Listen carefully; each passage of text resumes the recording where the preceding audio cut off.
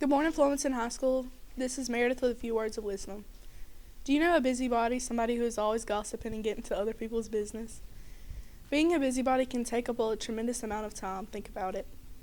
So if you ever catch yourself being a busybody, maybe it's a signal that you aren't using your time wisely.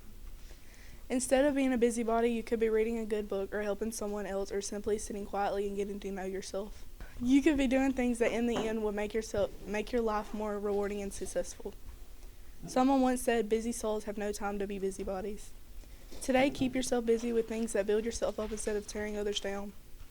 With something to think about, this is Meredith. Make it a great day or not, the choice is yours.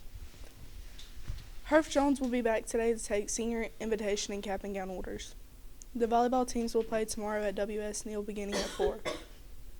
The football team will host Bayside for senior night Friday night pregame at 6:30, kickoff at 7 p.m.